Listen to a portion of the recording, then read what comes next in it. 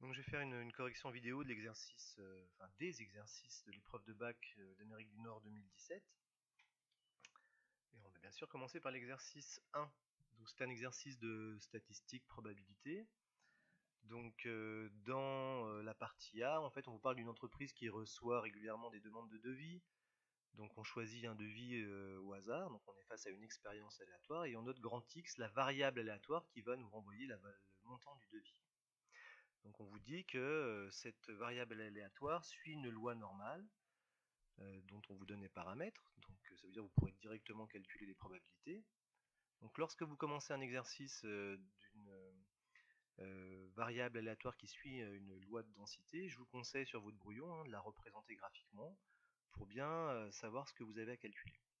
Donc ici vous avez une courbe en cloche qui est centrée autour de 2900. Donc son écart type, ça vous donne l'aplatissement de cette courbe. Et donc ici, on choisit donc un devis au hasard et on aimerait déterminer la probabilité que son montant soit supérieur à 4000 euros. Donc ça veut dire en fait déterminer l'aire sous la courbe entre 4000 et plus l'infini. Alors vous savez qu'avec une loi normale, on ne peut pas calculer l'intégrale puisque la primitive n'est pas calculable, donc on va utiliser sa calculatrice. Donc dans le module statistique, voilà, distribution, on utilise la loi normale, on utilise NCD, donc c'est pour calculer une aire. Et donc ici, on va rentrer les paramètres. Donc le lower, c'est 4000, puisqu'on veut l'air entre 4000 et plus l'infini. Alors plus l'infini, on écrit 1 fois 10 exposant 99, ça ira très bien. Ensuite, vous vous souvenez que l'écart type, c'est 1250 euros et qu'elle est centrée autour de 2900. Voilà, on voit que la probabilité que grand X soit supérieur à 4000 est d'environ 0,189. Donc, comment rédiger ceci? Donc, je vous montre un exemple. D'abord, on montre au correcteur que l'on a bien traduit la question. La question, c'est déterminer la probabilité que grand X soit supérieur à 4000. On explique que c'est avec la calculatrice que l'on trouve le résultat et que ce résultat, c'est environ 0,189. Ensuite, on fait une phrase de conclusion. La probabilité que la demande choisie au hasard soit supérieure à 4000 euros est d'environ 0,189. Donc la question 2, afin d'améliorer la rentabilité de son activité, il décide de ne pas donner suite à 10% des demandes qui ont le montant minimum. Donc la loi de densité vous montre un peu la répartition des valeurs, des montants des devis. Donc, je vous rappelle, c'est centré autour de 2900. Et donc ce que l'on souhaite ici, c'est déterminer la valeur de B, par exemple, telle qu'il n'y ait que 10% des valeurs possibles qui lui soient inférieures. C'est-à-dire ici, on souhaite déterminer B telle que la probabilité que X soit inférieur ou égal à B soit égale à 0,1. Voilà. L'aire sous la courbe à gauche de la valeur que vous cherchez doit être de 0,1. Donc dans ce cas-là, il faut encore une fois utiliser sa calculatrice, mais il faut faire une lecture inverse de la loi normale. Donc on reprend notre calculatrice, donc distribution, loi normale, et dans ce cas-là, il faut faire une lecture inverse de la loi normale. Donc, on va définir les paramètres. Ici, l'aire se situe à gauche de la valeur que l'on recherche. Elle vaut 0,1. Et puis, les paramètres de la loi normale ne changent pas. Donc on exécute. Et donc on voit que la valeur de B est d'environ 1298. Donc comment rédiger cela? On souhaite déterminer le nombre réel B tel que la probabilité que X soit inférieur à B est égale à 0,1. On indique que c'est une lecture inverse de la loi normale dont on donne des paramètres.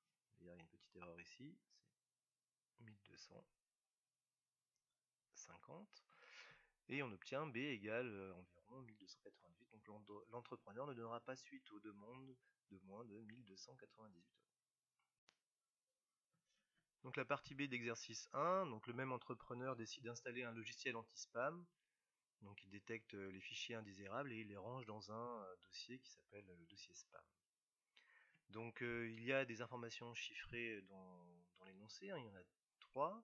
On vous dit qu'il y a 95% des spams qui sont déplacés. On vous dit que 60% des messages sont des spams et que dans le dossier, il a retrouvé 58,6% des spams.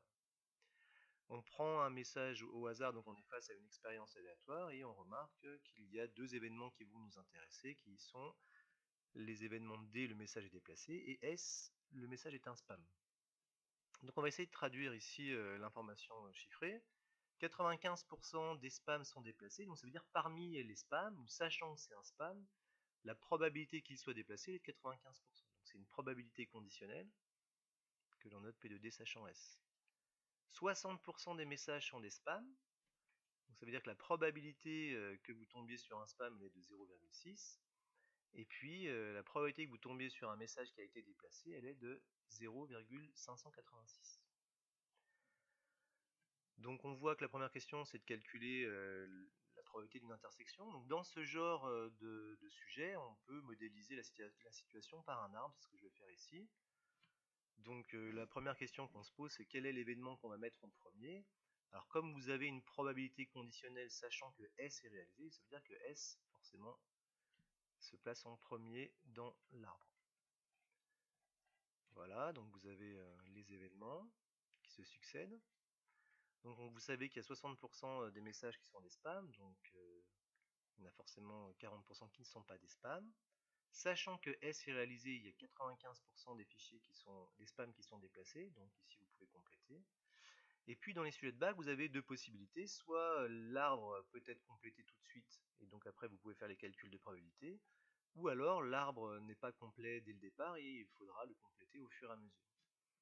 Or, il nous reste une information chiffrée, c'est la probabilité de l'événement D, et l'événement D se situe en bout d'arbre. Conclusion, vous ne pouvez pas remplir immédiatement ces deux branches-là. Par contre, ce qui nous intéresse, c'est de calculer la probabilité de S inter D. Donc S inter D, c'est vous partez de là, donc vous avez un spam et il est déplacé, donc vous suivez un chemin. Et je vous rappelle que lorsque on veut calculer la probabilité d'un chemin, on calcule le produit des probabilités portées par les branches du chemin. Donc on va maintenant voir comment rédiger cette question-là. Donc vous pouvez modéliser cette situation par un arbre, vous dessinez votre arbre sur votre copie, puis vous mettez la formule P de S inter D égale P de S fois P de D sachant S, c'est-à-dire P de S fois P de D sachant S, c'est-à-dire ça fait 0,6 fois 0,95, soit 0,57. Une petite phrase de conclusion, la probabilité qu'un message choisi au hasard soit un spam et qu'il soit déplacé est de 0,57. Question 2, donc on choisit au hasard un message qui n'est pas un spam, montrer que la probabilité qu'il soit déplacé soit égale à 0,04. Donc la première chose à faire c'est de traduire en termes de probabilité cette question-là. Donc ici on cherche à évaluer la probabilité que sachant que le message n'est pas un spam, la probabilité qu'il soit déplacé. Donc on voit que dans l'arbre ça correspond en fait à cette branche, donc on ne peut pas la calculer directement, mais par contre on s'aperçoit que c'est une branche qui mène à l'événement D.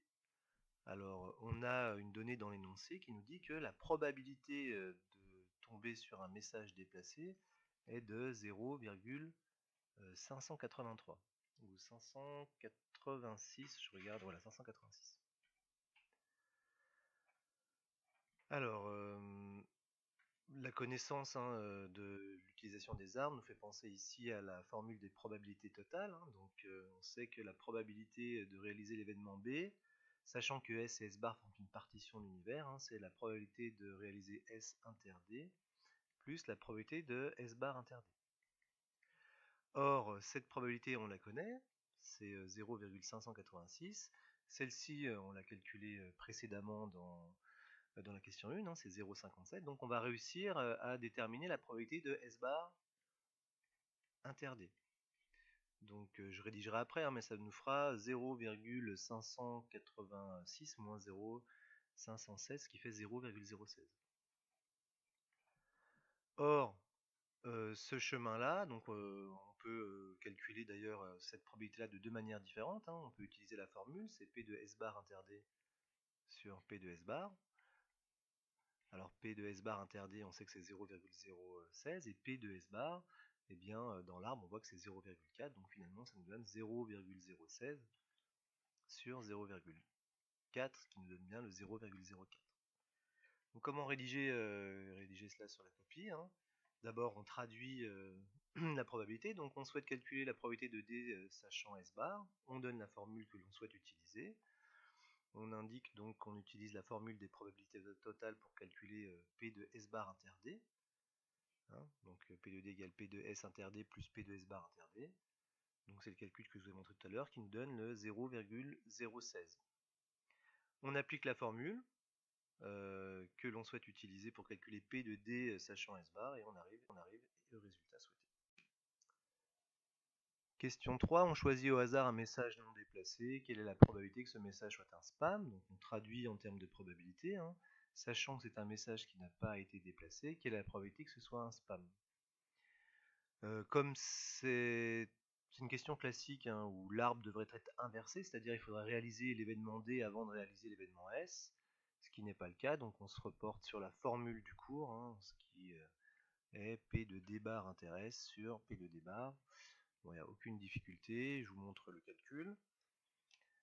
Voilà, on souhaite calculer P de S sachant D bar, on utilise la formule et on obtient 0,072 environ.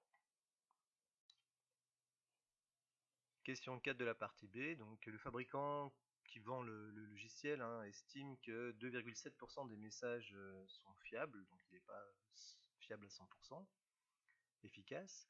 Donc pour vérifier cette affirmation, soit on vérifie absolument la totalité, l'intégralité des messages, on regarde si ça fait bien 2,7%, mais évidemment ça prend beaucoup de temps, ou alors on observe un échantillon. Donc dans ce cas-là, on observe un échantillon de 231 messages.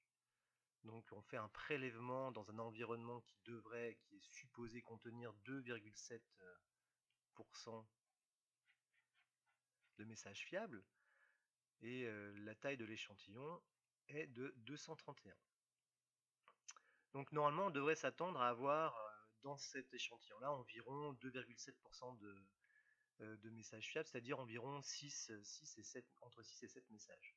Or, il en trouve 13. Donc la question c'est est-ce que le surplus de messages est dû au fait qu'il n'y a pas 2,7% des messages fiables dans l'ensemble de ce dossier spam, ou est-ce que c'est simplement dû à l'échantillon que l'on observe? Donc pour prendre une décision, il faut évidemment utiliser l'intervalle de fluctuation que vous avez vu cette année, asymptotique. Alors le problème ici, c'est qu'on sait que dans la formule de l'intervalle de fluctuation, il y a un U de alpha qui intervient. Ce U de alpha, en fait, il dépend évidemment du risque que vous choisissez. Or ici, c'est pas spécifié, donc il est naturel de prendre un risque à 5%, puisque c'est l'intervalle de fluctuation de référence.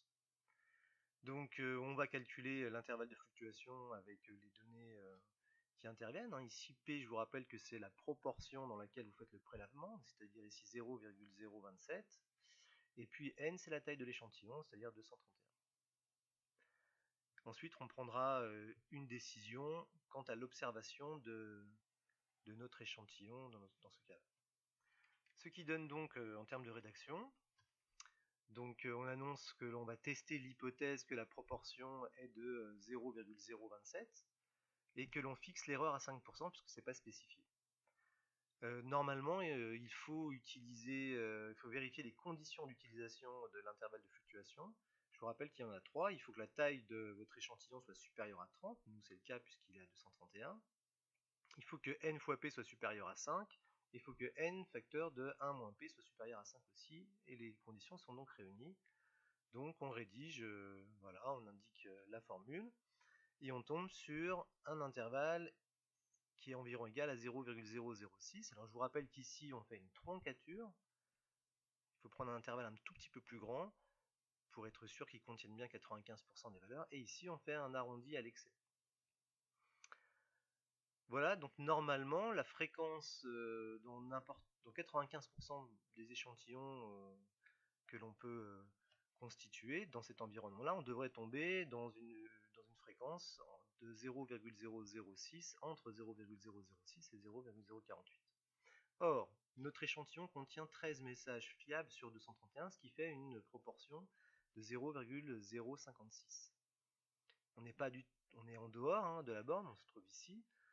de la borne supérieure de notre intervalle, donc on va rejeter l'hypothèse, hein, puisque la fréquence observée n'appartient pas à l'intervalle de fluctuation, alors on peut rejeter l'hypothèse que la proportion affichée par le fabricant est fausse. Bien sûr, au risque d'erreur de 5%, puisqu'on a pu évidemment observer un échantillon qui donnerait une fréquence à l'extérieur de cet intervalle-là. Mais on prend la décision de rejeter l'hypothèse.